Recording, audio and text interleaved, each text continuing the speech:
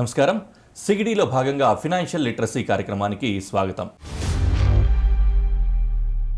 ఈరోజు మనం SIP systematic investment plans గురించి ఈ కార్యక్రమంలో తెలుసుకోబోతున్నాం. ఈ ఎస్ఐపి గురించి వివరించడానికి మనతో పాటు ఉన్నారు సర్టిఫైడ్ ఫినాన్షియల్ ప్లానర్ మాధవిరెడ్డి గారు. నమస్తే అండి, welcome to the show. Thank you. SIP systematic investment plan అనేది మన భాగం. ఇదివరకు కూడా మనం సిస్టమాటిక్ ఇన్వెస్ట్మెంట్ ప్లాన్ గురించి తెలుసుకున్నాము. అందులో కవర్ చేయని కొన్ని విషయాల్ని ఈరోజు ఈ ఎపిసోడ్లో మనం కవర్ చేద్దాం. కొద్దిగా డీటెయిల్గా తెలుసుకుందామండి ఈరోజు. ఎస్ఐపిలో జనరల్గా మనం ఏంటంటే నెల కానీ వారానికి ఒకసారి కానీ ఇట్లా పెట్టుబడి పెడుతూ ఉంటాము. విభిన్న పద్ధతుల ద్వారా పెడుతూ ఉంటాము, సేమ్ అమౌంట్ పెడుతూ ఉంటామని చెప్తాం. అయితే దీంట్లో ఉదాహరణకి ఒక 30 సంవత్సరాలలో ఒక వ్యక్తి స్టార్ట్ చేశాడు అనుకుందాం. అతనికి జీతం తక్కువగా వస్తూ ఉంటుంది, ఒక అమౌంట్ని పెడతాడు, ప్రతి నెల అంతే ఇన్వెస్ట్ చేస్తూ ఉంటాడు. ఒక సంవత్సరం తర్వాత 2 సంవత్సరాల తర్వాత అతని రాబడి పెరుగుతుంది, పెంచుకోవాలనుకుంటాడు ఇన్వెస్ట్మెంట్ని. అప్పుడు ఏ విధంగా పెట్టుబడి పెట్టాలి, ఏ విధంగా పెంచుకోవచ్చు? సో ఖచ్చితంగా పెంచుకోవాలి అండి. దాన్నే మేము స్టెప్ అప్ అంటాం. అంటే ఎస్ఐపిని స్టెప్ అప్ చేయడం అంటే పెంచుకుంటూ వెళ్ళడం. ఎగ్జాంపుల్ మీకు ఎవ్రీ ఇయర్, ఇప్పుడు ఇయర్ 10,000 చేశారు, ఒక నెలకి 10,000 చేశారు. నెక్స్ట్ ఇయర్ కనీసం 10% పెంచుకోవాలి. 10% అంటే ఎంత? 10,000 మీద 10% అంటే 1,000 రూపాయలు. అంటే నెక్స్ట్ ఇయర్ మీరు ఎస్ఐపి ఎంత చేయాలి? 11,000 చేయాలి. అలా అనమాట. అలా పెంచుకుంటూ వెళ్తే చూడండి, నేను ఒక్క ఎగ్జాంపుల్తో చెప్తాను.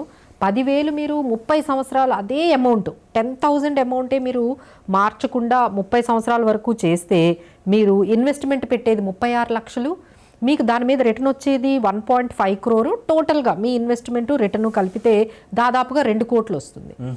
ఓకే, అదే మీరు స్టెప్ అప్ అంటే నేను చెప్పిన ఈ 10% పెంచుకుంటూ వెళ్ళారనుకోండి, మీరు పెట్టే ఇన్వెస్ట్మెంట్ 70 లక్షలు ఉంటుంది, వచ్చే రాబడి 2.5 crores ఉంటుంది, టోటల్గా చూసుకుంటే 4 crores అవుతుంది. అంటే ఇక్కడ మీకు వచ్చింది 2 crores, స్టెప్ అప్ చేయడం వల్ల ఇంకొక 2 crores యాడ్ అయింది. జస్ట్ మీరు 10% పెంచుకోవడం వల్ల 2 crores వరకు గెయిన్ అవుతున్నారండి. సో చాలామంది మిస్టేక్ చేసేది ఏంటంటే ఎస్ఐపిలో ఒకటే అమౌంట్, అంటే ఇన్కమ్ ఎంత పెరిగిన, అంటే మీ దగ్గర 50,000 శాలరీ వచ్చినప్పుడు 10,000 పెట్టారు, ఇప్పుడు 1,00,000 రూపాయల శాలరీ అయ్యింది, అయినా సరే 10,000 పెడుతూ ఉన్నారండి. సో దాన్ని ఏంటంటే మనం ఖర్చులు పెంచుకుంటున్నాము, ఈ ఇన్వెస్ట్మెంట్ అనేది పెంచుకోకుండా ఉంటున్నారు. సో దీనికి ఏంటంటే స్టెప్ అప్ అనేది ఎస్ఐపిలో ఖచ్చితంగా చేయాలి. అయితే ఇంకొకటి కూడా నాలాంటి ఒక వ్యక్తికి వచ్చే అనుమానం ఏంటంటే, స్టెప్ అప్లో మనం ఆల్రెడీ కొనసాగిస్తూ ఉన్న దాంట్లోనే పెంచుకోవాలా, లేకపోతే ఆ పెట్టే కొత్త అమౌంట్ని కొత్తగా ఒక ఎస్ఐపి స్టార్ట్ చేసుకోవడం బెటర్ అంటారా? దీన్నే మేము ఏమంటామంటే డైవర్సిఫికేషన్, అసెట్ అలొకేషన్ అనే కాన్సెప్ట్స్ ఉంటాయండి. అంటే మన మనీ అంతా, ఎగ్జాంపుల్ మీరు 10,000 పెట్టారనుకోండి, ఒకే స్కీమ్లో పెట్టకూడదు, ఒక 4 స్కీముల్లో పెట్టుకోవాలి. దానివల్ల ఏమవుతుందంటే మనకి డైవర్సిఫై అవుతుంది, అంటే రిస్క్ అనేది డైవర్సిఫై అవుతుంది. ఇప్పుడు మనము ఎస్ఐపిల ద్వారా గోల్డ్లో కూడా పెట్టుకోవచ్చు అండి. మేము మా ప్రతి క్లయింట్కి ఒక గోల్డ్ సిల్వర్ స్కీమ్ కూడా ఇస్తాం. ఎందుకంటే ఎప్పుడైనా మార్కెట్స్ ఇలా ఉండేటప్పుడు గోల్డ్ సిల్వర్లు బాగా పెరుగుతాయి. ఎందుకంటే ఈ 20-30 ఇయర్స్ జర్నీలో బయట ఎన్ని రిస్క్స్ అవుతాయి మనకే తెలియదు. ఇప్పుడు ట్రంప్ కానీ, లేకపోతే వార్ అన్నారు, ఇప్పుడు వరకు మనకి US-ఇరాన్ యుద్ధం అన్నారు. సో మార్కెట్స్ అన్నీ కూడా వాలటైల్గా ఉంటుంది. సో మొత్తం అంతా తీసుకొని వెళ్ళి మనం ఈక్విటీలోనే పెట్టాల్సిన అవసరం లేదండి. ఎస్ఐపి ద్వారా మనము డిఫరెంట్ స్కీమ్స్లో పెట్టుకోవచ్చు. డెట్ స్కీమ్ ఒకటి యాడ్ చేసుకోవచ్చు, అలానే నేను చెప్పినట్టుగా ఈ గోల్డ్ అండ్ సిల్వర్ ఒక స్కీమ్ యాడ్ చేసుకోవచ్చు. ఇప్పుడు కొత్తగా మా క్లయింట్స్ అందరూ గ్లోబల్ స్కీముల్లో కూడా పెట్టమంటున్నారు.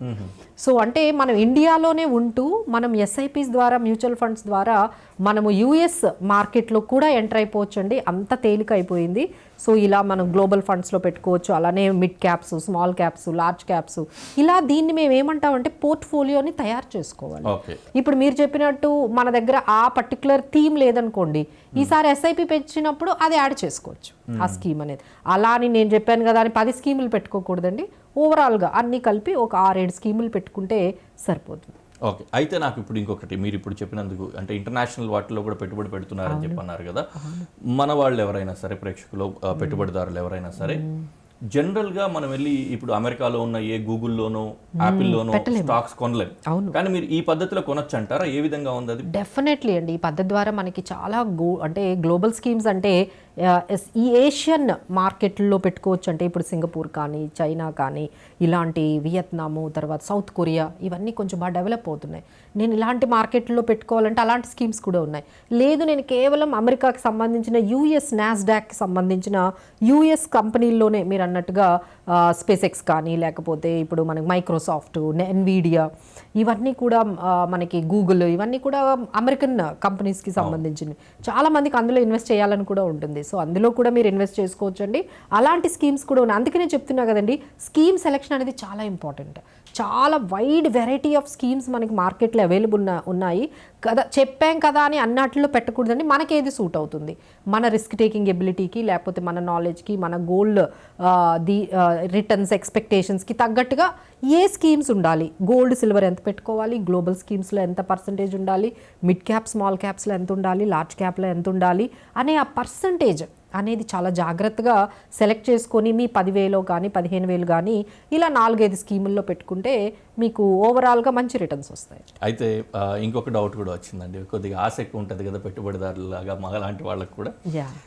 గోల్డ్ సంబంధించిన ఒక ఎస్ఐపిలో పెట్టుబడి పెట్టామనుకుందాం. బంగారము ప్రతి సంవత్సరం కూడా ఇంత అని పెరుగుతూ ఉంటుంది. యావరేజ్గా తీసుకున్నట్లయితే మినిమం 12-14% కూడా ఉండే అవకాశం ఉంటూ ఉంటుంది. అదే మనము ఈ గోల్డ్కి సంబంధించిన ఎస్ఐపి ద్వారా కనుక ఇన్వెస్ట్ చేస్తే, ఏదైనా ఒక mutual fund gold and silver ఇట్లాంటి వాటిని రిలేటెడ్గా హ్యాండిల్ చేసే ఒక ఎస్ఐపిలో కనుక పెట్టుబడి పెడితే అప్పుడు మనకు దీన్ని సర్పాస్ చేయగలుగుతామా? గోల్డ్ రిటర్న్ని అంతే ఉంటుందా, అంతకంటే తగ్గే అవకాశం ఉంటుందా? రిస్క్ తక్కువ లేదండి. మార్కెట్లో గోల్డ్ రిటర్న్స్ ఎంత వస్తున్నాయో, ఎగ్జాంపుల్ లాస్ట్ 2 years 20-30% వచ్చాయి గోల్డ్. సో అవే రిటర్న్స్ వస్తాయి. ఈ ఇయర్ చూడండి గోల్డ్ అంత రిటర్న్ లేదు. సో ఈ ఇయర్ రేట్ తగ్గిపోతుంది. అంటే గోల్డ్ ఫిజికల్ మార్కెట్లో ఎంతైతే రిటర్న్స్ వచ్చాయో అంతే రిటర్న్స్, తక్కువ కాదు ఎక్కువ కాదు, అంతే రిటర్న్స్ మీకు మ్యూచువల్ ఫండ్స్ ద్వారా గోల్డ్లో పెట్టిన అవే రిటర్న్స్ అయితే ఉంటాయండి. ఎక్కువ తక్కువ అయితే ఉండవు. అట్లాంటప్పుడు డైరెక్ట్ గా గోల్డ్ కొనొచ్చు కదా అనేది. గోల్డ్ డైరెక్ట్ గా కొనుక్కుంటే ఏమవుతుందంటే ఫిజికల్లో మీకు జిఎస్టీ కట్టాలా, ఇక్కడ కట్టాల్సిన అవసరం లేదు. అక్కడ మీకు ఫిజికల్లో ఆర్నమెంట్స్ అనుకోండి, తరుగు అంటారు, ఇది అంటారు, సో ప్యూరిటీ ఇష్యూస్ వస్తాయి. అన్నిటికన్నా ఇంపార్టెంట్ ఏంటంటే సేఫ్టీ. కావాల్సినప్పుడు అమ్ముకోలేము కూడా వెంట అంటే సేఫ్ ఇంట్లో పెట్టుకుంటే అది ఎంతవరకు మీకు అంత ఈజీ కాదు కదండి. ఈ రోజుల్లో గోల్డ్ ఇంత పెరిగిన తర్వాత ఇంట్లో లేదు లాకర్లో పెట్టుకోవాలంటే మళ్ళీ దానికి 20,000 రెంట్ కట్టాలి. సో దీనికన్నా హ్యాపీగా మనము ఈ మ్యూచువల్ ఫండ్స్లో గోల్డ్ పెట్టేసుకున్నాం అనుకోండి, మీరు ఎప్పుడంటే అప్పుడు అమ్మేసుకోవచ్చు, ఎప్పుడంటే అప్పుడు యాడ్ చేసుకోవచ్చు.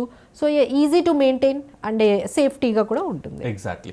అయితే ఇప్పుడు ఇంకొక డౌట్ కూడా వచ్చింది. మీరు ఈ జిఎస్టీ గురించి చెప్పినప్పుడు ఈ ఎస్ఐపిలో పెట్టుబడి, ఎస్ఐపి విధానంలో మ్యూచువల్ ఫండ్లో పెట్టుబడి పెట్టిన తర్వాత ఒక 5 సంవత్సరాలకో 10 సంవత్సరాలకో 15 సంవత్సరాలకో దాన్ని విత్డ్రా చేసినప్పుడు ఆ లాభాలని మీరు అన్నట్లుగా అదృష్టం బాగుండి 4 కోట్ల రూపాయలు రిటర్న్ వస్తే ఆ 4 కోట్లు విత్డ్రా చేసినప్పుడు దాని మీద ట్యాక్స్ ఏ విధంగా ఉంటుంది? క్యాపిటల్ గెయిన్స్ ట్యాక్స్ ఇట్లాంటివి ఏమన్నా ఉంటాయా? ఎలా? సో ఫస్ట్ ఏంటంటే ఇందులో 2 రకాల ట్యాక్స్లు ఉంటాయండి. అంటే మీరు 1 yearలోనే అమ్మేశారు అనుకోండి, మీరు 1 year అంటే 6 months 7 months పెట్టారు, ఒక 20,000 లాభం వచ్చింది, 1,00,000 పెట్టారు, 1,20,000 అయ్యాయి. ఈ 1,20,000కి మీరు అమ్మేశారు అనుకోండి, దాన్ని మనం షార్ట్ టర్మ్ క్యాపిటల్ గెయిన్ అంటాం. ఎందుకంటే 1 year బిఫోరే మీరు అమ్మేశారు కాబట్టి. So short term capital gain మీద మనం దాదాపుగా 20% ట్యాక్స్ కట్టేయాలి. అదే మీరు 1 year తర్వాత అమ్మారనుకోండి, ఇదే 1,00,000ని 1,20,000 ఆయన ఈ అమౌంట్ని మీరు అమ్మినట్టయితే మీకు గెయిన్ వచ్చింది 20,000. గవర్నమెంట్ ఏం చెప్తుంది అంటే మనకి 1.25 lakh వరకు పర్ యానం అసలు ట్యాక్సెసే ఉండవండి. That is also one more important point. 1.25 lakh వరకు ఎగ్జంప్షన్ ఇచ్చేసింది. అంటే మీరు 1,00,000 పెడితే 5 లక్షలు అయింది అనుకోండి, మీకు గెయిన్ ఎంత వచ్చింది? 4 లక్షలు వచ్చింది. ఈ 4 లక్షల్లో 1,25,000 మీద అసలు ట్యాక్స్ లేదు. మిగతాది ఏదైతే అమౌంట్ ఉందో దాని మీద 12.5%. బట్ ఏంటంటే ఈ ట్యాక్స్ని కూడా చక్కగా మేనేజ్ చేసుకోవచ్చండి. ఒకేసారి రిడీమ్ చేయకుండా మీరు ఎవ్రీ ఇయర్ ఒక 2 lakhs 3 lakhs మాత్రమే మీరు మీరు రిడీమ్ చేసుకున్నట్లయితే ప్రతి సంవత్సరం 1,25,000 తీసుకోవచ్చుగా బెనిఫిట్. అసలు మీరు ట్యాక్సే కట్టాల్సిన అవసరం లేదు. లాగేసుకోవాలని కాకుండా ఇప్పుడు మీరు రిటైర్మెంట్ అనుకోండి, ఇప్పుడు రిటైర్మెంట్ ప్లానింగ్ లో మీరు ఒకేసారి తీసేసుకోరు కదా, పిల్లల చదువులు కూడా ఒకేసారి తీసేయరు కదండి. ఎవ్రీ ఇయర్ మీరు ఇలా ప్లాన్ చేసుకున్నారనుకోండి, ప్రతి సంవత్సరం 1,25,000 మీకు ఎగ్జంప్షన్ వస్తుంది. సో ఈ ట్యాక్సెస్ గురించి అయితే భయపడాల్సిన అవసరం లేదండి. మిగతా టైం అంతా అది పెరుగుతూనే ఉంటుంది. ఇక్కడ మేము చెప్పేది ఏంటంటే మీరు ఎస్ఐపిలో పెట్టారు, మీకు ఏదో ప్రాబ్లం వచ్చింది, ఎస్ఐపి కంటిన్యూ చేయలేకపోయారు, కానీ అమౌంట్ తీయకండి. అట్లీస్ట్ ఆ అమౌంట్ అయినా అక్కడ వదిలేస్తే అదంట్లో అదే ఓన్గా పెరుగుతుంది. ఎందుకంటే ఎన్ఏవి పెరుగుతుంది కదండి. మీకు 5,000 యూనిట్లు ఉన్నాయి, 20 రూపాయలు, అదే 100 రూపాయలు కూడా అవ్వచ్చు. ఎన్ఏవి అప్పుడు మీకు ఎంత అమౌంట్ వచ్చిందో చూడండి. సో ఎస్ఐపిని ఆపొచ్చు, దాన్ని స్టార్ట్ చేసుకోవచ్చు, చాలా ఫ్లెక్సిబుల్గా ఉంటుందండి. అమౌంట్ కూడా మీకు 2 డేస్లో మీకు క్రెడిట్ అయిపోతుంది. ఎప్పుడైనా ఎమర్జెన్సీగా మనం ఏదైనా వచ్చింది తీసుకోవాలి అనుకుంటే కూడా మనకి చాలా ఫ్లెక్సిబుల్గా ఉంటుంది, చాలా లిక్విడిటీగా ఉంటుంది. అందుకని ఎంత సక్సెస్ఫుల్గా మ్యూచువల్ ఫండ్లో ఈ ఎస్ఐపి అనేది అందరూ పెడుతున్నారు. రైట్. ఈ సీక్వెన్స్ ఆఫ్ రిటర్న్స్ రిస్క్ అనేది ఒకటి మెన్షన్ చేశారండి ఇక్కడ. అసలు ఏంటి సీక్వెన్స్ ఆఫ్ రిటర్న్స్ రిస్క్ అనేది? అంటే దీంట్లో షూర్ అండి. ఇప్పుడు మీరు రిటర్న్స్ ఎక్కువ ఎక్స్పెక్ట్ చేశారనుకోండి, రిస్క్ ఎక్కువ ఉంటుంది. ఎగ్జాంపుల్ మీకు 15-20% అనే చోట మీరు ఎప్పుడైతే ఎక్స్పెక్ట్ చేశారో రిస్క్ ఎక్కువ ఉంటుంది. అలా వద్దు మేడం, మాకు 10%, 12% రిటర్న్స్ వస్తే చాలు అనగానే రిస్క్ చాలా వరకు తగ్గిపోతుంది. అసలు మాకు 8-10% వస్తే చాలు అంటే అసలు రిస్కే ఉండదు. సో ఏంటంటే మీరు ఎప్పుడైతే రిస్క్ని ఎక్కువగా అంటే రిటర్న్స్ ఎక్కువ ఎక్స్పెక్ట్ చేసి దీన్నే మేము రిస్క్ రిటర్న్ ట్రేడ్ ఆఫ్ అంటాం. Higher risk higher return, lower risk. So మనకి రిటర్న్ ఎంత ఎక్కువ అయితే రిస్క్ కూడా అంత ఈక్వలెంట్గా మనం తీసుకోవాలి. బట్ దాన్ని మేనేజ్ చేసుకునే పద్ధతి కూడా చెప్పానండి. ఎవరైతే 10 సంవత్సరాల వరకు మీరు మ్యూచువల్ ఫండ్స్లో ఉంటున్నారో మీరు ఎవ్వరూ భయపడాల్సిన అవసరం లేదండి. ఆ రిస్క్ అంతా కూడా మేనేజ్ అయిపోతుంది. ప్రాథమిక క్వశ్చన్, ఇప్పుడు ఫర్ ఎగ్జాంపుల్ ఒక ఎస్ఐపి పెట్టుబడి పెట్టాము, ఒక మ్యూచువల్ ఫండ్లో పెట్టాము, ఈ రోజు మనం కట్టాము, రేపటి నుంచి మార్కెట్ తగ్గుతూ పోయింది. ఫర్ ఎగ్జాంపుల్ మనం చూస్తూనే ఉన్నాం కదా, రోజు మార్కెట్ తగ్గుతున్నాయి, కంటిన్యూగా వారం రోజులు 10 రోజులు తగ్గుతాయి. ఆ విధంగా తగ్గి మనం అనుకున్న దానికంటే బాగా ఎక్కువ తగ్గింది అనుకుందాం, అప్పుడు ఎటువంటి సమస్య వస్తుంది? ఆ తర్వాత మళ్ళీ అలాంటప్పుడు ఏ విధమైన ధైర్యంతో ఉండాలి? డెఫినెట్లీ అండి. ఈ మ్యూచువల్ ఫండ్లో ఇప్పుడు అడిగిన బెస్ట్ క్వశ్చన్ అండి ఇది. అందరూ ఏమనుకుంటారు, ఓహో మేడం చెప్పారు ఒక ఎస్ఐపి మొదలు పెట్టాలి, దాన్ని 30 సంవత్సరాల వరకు అదే కంటిన్యూ చేయాలని. అలా లేదండి. We have to do the monitoring చేసుకోవాలి, రివ్యూ చేసుకోవాలి. ఏవైనా స్కీమ్స్ అంటే మనం 4-5 స్కీములు తీసుకున్నామండి, ఒక 2 స్కీమ్స్ అసలు పెర్ఫార్మెన్స్ లేవు. సో మనం చూసుకొని దాని నుండి బయటకు రావాలి కదా. సో ఈ మానిటరింగ్ రివ్యూ అనేది చాలా అవసరం అండి. చాలామంది ఏం చేస్తున్నారు, ఇప్పుడు ఎస్ఐపిలో పెట్టే వాళ్ళందరూ కూడా ఆ స్కీములు సెలెక్ట్ చేయడము, దాన్నే కంటిన్యూ చేసేస్తున్నారు. అంటే వాళ్ళకి టైం కూడా లేదు ఆ స్కీమ్ నుంచి బయటికి రావాలి, కొత్త స్కీమ్ని ఏదైనా యాడ్ చేసుకోవాలి. అది ఎందుకంటే ఇది ఫండ్ మేనేజర్ బట్టి ఉంటుందండి స్కీమ్ పెర్ఫార్మెన్స్ అనేది. సో ఒక్కొక్కసారి ఫండ్ మేనేజర్ ఒక 3 years బాగా మేనేజ్ చేశారు, తర్వాత కొత్త ఫండ్ మేనేజర్ వచ్చారు. ఇంకోటి కూడా ఫండ్ని బట్టి కూడా ఉంటుంది కదా. మీరు అన్నట్లుగా గడిచిన ఒక సంవత్సరం 2 సంవత్సరాల్లో బ్లూ చిప్స్ పర్ఫార్మ్ చేసిన దానికంటే కూడా మిడ్ క్యాప్స్, లో క్యాప్స్, స్మాల్ క్యాప్స్ చేశారు. సో అలాంటప్పుడు ఏంటంటే మనం చూస్ చేసుకున్న ఫండ్ ఆ టైంకి సెట్ అవ్వట్లేదు అన్నట్టుగా. కరెక్ట్. ఆ మానిటరింగ్ రివ్యూ ఏ విధంగా కంటిన్యూ చేస్తుంది? షూర్ అండి. సో ఈ స్కీములు తీసుకొని చాలామంది ఒక 15 సంవత్సరాల వరకు, 10 సంవత్సరాలు అసలు మార్చరు. అది చాలా తప్పండి. సో ఎవ్రీ ఇయర్కి ఒక్కసారి మనము మన స్కీమ్స్ పెర్ఫార్మెన్స్ ఎలా ఉంది, అసలు మార్కెట్లో రిటర్న్స్ కన్నా తక్కువ ఇచ్చేసాయి అనుకోండి, ఇంకా ఆ స్కీమ్లు ఎందుకు ఉండాలి? సో మార్కెట్ కన్నా ఎక్కువ ఇవ్వాలి, కానీ అసలు మార్కెట్ రిటర్న్స్ కన్నా తక్కువ ఇచ్చే స్కీమ్స్ 60% ఉంటాయండి. So need to be very careful. ఏవైతే మార్కెట్ కన్నా తక్కువ రిటర్న్స్ వస్తున్నాయో వాటి నుంచి మనం బయటికి రావాలి. అలానే పీర్ కంపారిజన్ అంటారు.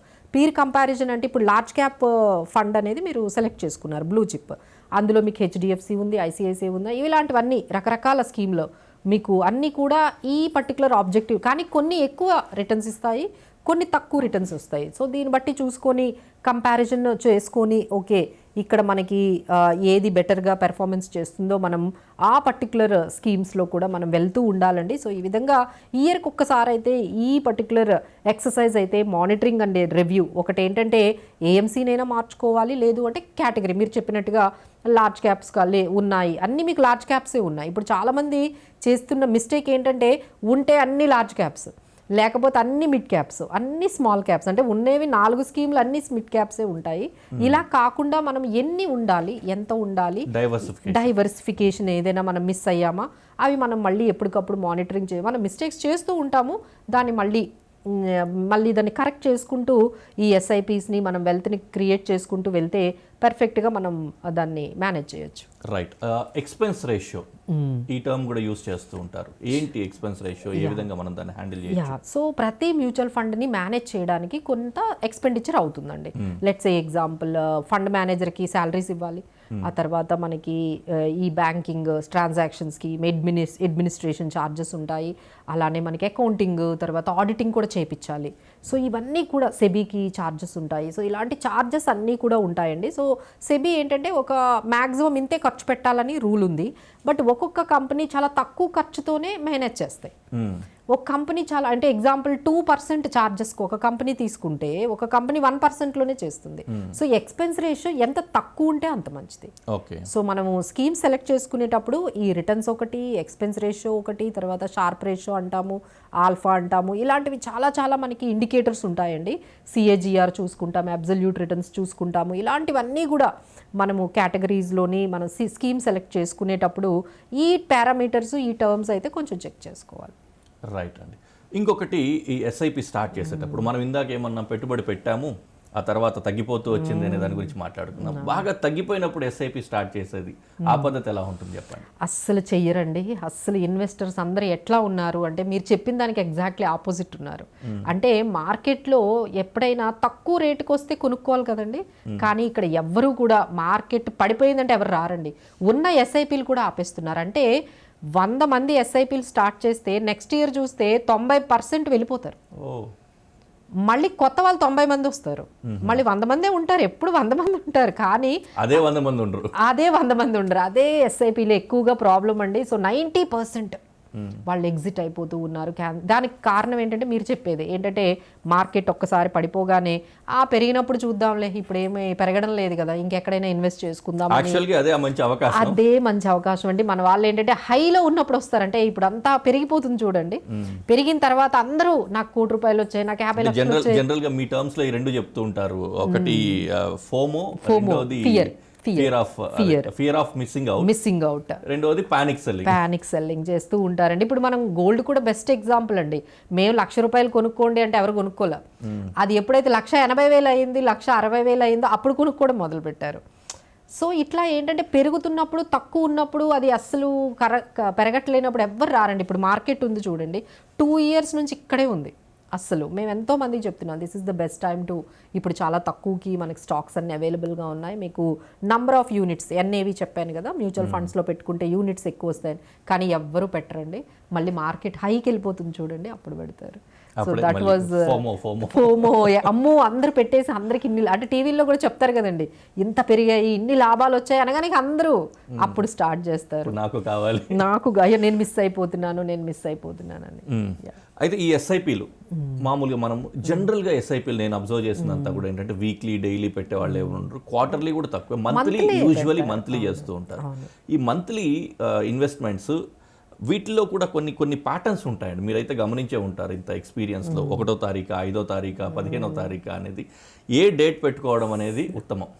సో మాకు తెలిసిన ఎక్స్పీరియన్స్ బట్టి మాకు ఒక 20 years ఒక స్కీమ్ని మనం తీసుకొని అబ్జర్వ్ చేస్తే ఏ టైంలో పెట్టినా పెద్ద డిఫరెన్స్ లేదండి. ఫస్ట్ మీరు పెట్టినా, 5th పెట్టినా ఏం పెద్ద డిఫరెన్స్, ఒక 1% మేబీ ఉండొచ్చు, కానీ అంతకన్నా తక్కువ డిఫరెన్స్ అయితే ఉందండి. సో డోంట్ వరీ, మీకు 15th కంఫర్టబుల్గా ఉందనుకుంటే 15th పెట్టండి, ఫస్ట్నే పెట్టాలి, 5th పెట్టాలి అనేది లేదండి. బట్ మేము చెప్పేది ఏంటంటే ఈ ఎస్ఐపీస్తో పాటు లంసమ్ యాడ్ చేయాలి అప్పుడప్పుడు. ఎగ్జాంపుల్ మీకు బోనస్ వచ్చింది, పెట్టాలి కదండి, ఒక 50,000 అన్నా ఇన్వెస్ట్ చేయాలి. అలానే మార్కెట్ చాలా పడినప్పుడు మేము అందరి క్లయింట్స్కి కాల్ చేసి, సార్ మార్కెట్ ఇప్పుడు చాలా కరెక్ట్ అయింది, మీరు కొంచెం అమౌంట్ అనేది యాడ్ చేయండి. సో ఎస్ఐపి ప్లస్ లంసమ్ అనే కాన్సెప్ట్ అనేది ఇంకా బాగా వర్కౌట్ అవుతుందండి. ఇంకొకటి రిటైర్మెంట్ ప్లాన్స్ అండి. రిటైర్మెంట్ ప్లాన్ తోటి వీటిని సింక్ చేసుకోవచ్చా సిస్టమాటిక్ ఇన్వెస్ట్మెంట్ ప్లాన్ని? ఆ విధంగా ఎలా ప్లాన్ చేయాలి? డెఫినెట్లీ. అంటే దీంట్లో ఇంకొంచెం అడ్వాన్స్డ్గా మనం మాట్లాడుకుంటే ఎస్ఐపి, STP, SWP అనే ఆప్షన్ ఉంటుందండి. SWP option is a wonderful option for the retirement people. ఈ రోజుల్లో ఎవరికి కూడా పెన్షన్స్ రావట్లేదు, వచ్చిన చాలా తక్కువ. సో ఇప్పుడు నేను ఒక ₹1,00,00,000 సంపాదించుకున్నాను ఈ 15 సంవత్సరాల్లో. ఈ ₹1,00,00,000 మనం ఒక మ్యూచువల్ ఫండ్లో పెట్టేసి ఎవ్రీ మంత్ 20,000 తీసుకోవచ్చు. మిగతా అమౌంట్ అంతా పెరుగుతూనే ఉంటుంది. అంటే మేము దీన్నే రూల్ 4% అంటామండి. అంటే మీరు ₹1,00,00,000 పెట్టుకున్నారంటే ఒక 30,000 నెలకి తీసేసుకున్నా మీకు ₹1,00,00,000 తగ్గిపోవడం కాదు, అది పెరుగుతూ ఉంటుంది. ఎందుకంటే నేను 4% తీసుకున్నాను కదా, ఇంకా 10% రిటర్న్ మనం తీసుకుంటే 6% మీరు అందులోనే వదిలేసారు. బ్యాంక్ వడ్డీకి సరిపడా దాంట్లో వదిలేసి ఓన్లీ 4% తీసుకుంటున్నాను. దానివల్ల ఏమవుతుంది, మీ ₹1,00,00,000 పెరుగుతూనే ఉంటాయి, మీకు రెగ్యులర్గా వచ్చే 30,000 మీరు తీసుకుంటూనే ఉంటారు. కొన్ని రోజులు చూసుకుంటే ఆ ₹1,00,00,000 2 కోట్లు కూడా అవ్వచ్చు. సో దాని అప్పుడు ఈ 30, 60 60 ఎందుకంటే మనకి ఇప్పుడు 30,000 సరిపోతుందండి. 10 సంవత్సరాల తర్వాత కూడా 30,000 సరిపోతుందా? సరిపోదు. అప్పుడు మీరు పెంచుకోవచ్చు, ఎందుకంటే by the time me corpus కూడా పెరిగిపోతుంది కాబట్టి మీరు ఆరామ్గా అప్పుడు 60,000 తీసుకోవచ్చండి. That is the best option. SWP option అనేది బాగా వర్కౌట్ అవుతుంది. ఇది సిస్టమాటిక్ విత్డ్రాల్ ప్లాన్. ఇది ఏమన్నాము, SIP అంటే సిస్టమాటిక్ ఇన్వెస్ట్మెంట్ ప్లాన్. ఇది ఎగ్జాక్ట్లీ ఆపోజిట్. విత్డ్రా చేసుకోవడం కూడా సిస్టమాటిక్గా చేసుకోవచ్చు. అక్కడ కూడా మీరు డేట్ ఇచ్చేయండి, ఎవ్రీ మంత్ నాకు 5th నా అకౌంట్లో 30,000 40,000 రావాలి, అంతే. ఎవ్రీ మంత్ మీకు డిడక్ట్ అయిపోతాయి ఆటోమేటిక్గా. ఇంక మీరు ఏం చెయ్యక్కర్లేదు, టైంకి వచ్చేస్తాయి. మీకు ఏంటంటే ఆ కార్పస్ కూడా, మిగతా కార్పస్ అంతా పెరుగుతూ ఉంటుంది కదా. మీరు ఓన్లీ 40,000 50,000 తీసుకుంటున్నారు, మిగతా కార్పస్ ఆటోమేటిక్గా రన్ అవుతూ ఉంటుంది, పెరుగుతూ ఉంటుంది. సో ఇది చాలా మంచి ఆప్షన్ అండి. ఎవరికైతే రిటైర్మెంట్ ఒక రెగ్యులర్ ఇన్కమ్ కావాలి అనుకుంటే ఇది బాగా యూజ్ అవుతుంది. ఈ రెండింటిని కలిపి కూడా తీసుకో. ఫర్ ఎగ్జాంపుల్ ఒక 30 సంవత్సరాల వయసులో ఒక అతను కెరీర్ స్టార్ట్ చేసినప్పుడు ఆ తర్వాత అతను నెలకి ఇంత ఇన్వెస్ట్ చేసుకుంటూ SIPలో వెళ్ళి రిటైర్ అయిన తర్వాత SWP షిఫ్ట్ చేసుకోవడం. అంతేనండి, మేము చాలా మందికి అదే చేస్తాం. ముందు SIP చేస్తాము, వాళ్ళు ఇంకా మాకొద్దు, ఈ రోజుల్లో తొందరగానే రిటైర్ అయిపోతున్నారండి, అంటే స్ట్రెస్ తట్టుకోలేక. ఒక IT ఎంప్లాయీస్ని తీసుకోండి, సో వాళ్ళు 50 ఇయర్స్కి మేడం ఇంక వద్దు, నాకు మనీ అనేది నాకు రెగ్యులర్గా పంపించేయండి, నాకు వర్కౌట్ అవ్వట్లేదు అనగానే we start giving the amount back. Ma'am, ఇంకొకటి, ఏదైనా ఒక టైంలో ఫర్ ఎగ్జాంపుల్ SIPలు కంటిన్యూ చేస్తూ ఉంటాము, ఏదో ఒక టైంలో వాటిని ఆపేసి వేరే మోడ్కి చేంజ్ చేయడం కానీ ఇట్లాంటివి చేయాల్సిన అవసరం వస్తూ ఉంటుందా? వేరే మోడ్ అంటే ఫస్ట్ 2 థింగ్స్ అండి. SIPని పాజ్ చేస్తారు. మా దగ్గర కూడా క్లయింట్స్ ఫోన్ చేసి, ఎగ్జాంపుల్ మీరు ఒక జాబ్ నుంచి ఇంకో జాబ్కి వెళ్తున్నారు, ఒక 3 months మరి మీకు శాలరీ ఏమీ రాదు కదా, మరి ఎట్లా మనీ ఎట్లా కట్ అవుతుంది? It's impossible. సో వాళ్ళు ఏం చెప్తారంటే, మేడం ఈ 3 months కొంచెం పాజ్ చేయండి, నేను ఇంకొక జాబ్కి వెళ్తున్నాను అని. ఆ పాజ్ అనే ఆప్షన్ కూడా SIPలో ఉంటుందండి. సో యూ నీడ్ నాట్, అంటే మొత్తం క్యాన్సిల్ చేయాల్సిన అవసరం లేదు, కొంచెం పాజ్ తీసుకోవచ్చు. So that is one more mode అనేది మనకు ఉంటుంది, కొన్ని ఆప్షన్ ఉంటుంది. లేదు కంప్లీట్గా క్యాన్సిల్ చేయాలన్నా కూడా క్యాన్సిల్ చేసుకునే అవకాశం ఉంటుంది, మళ్ళీ మనం రీస్టార్ట్ కూడా చేసుకోవచ్చు. సో ఇందులో చాలా ఫ్లెక్సిబుల్గా ఉంటుందండి. మీకు కొంతమంది క్యాన్సిల్ చేసి మళ్ళీ రీస్టార్ట్ కూడా చేస్తూ ఉంటారు, పాజ్ చేస్తూ ఉంటారు. ఇలాంటి టైప్స్, ఇలాంటి ఫ్లెక్సిబిలిటీ, అలానే SWP అనేది చెప్పాం కదా, ఇలాంటి ఆప్షన్స్ కూడా మనకి బాగానే అవైలబుల్గా ఉంటాయి. రైట్ అండి, థ్యాంక్ యూ వెరీ మచ్. చాలా క్లియర్గా మనము కవర్ చేసుకున్నాము SIPలో. ఇంకా SWP కూడా చాలా మంచి ఆప్షన్ లాగా అనిపిస్తుంది, ఇది కూడా ఒకటి. Thank you very much. మీరు ఇక్కడికి వచ్చి మీ విలువైన సమయాన్ని కేటాయించి మాకు ఈ ఫినాన్షియల్ అడ్వైస్ అంతా ఇచ్చినందుకు థ్యాంక్ యూ వెరీ మచ్.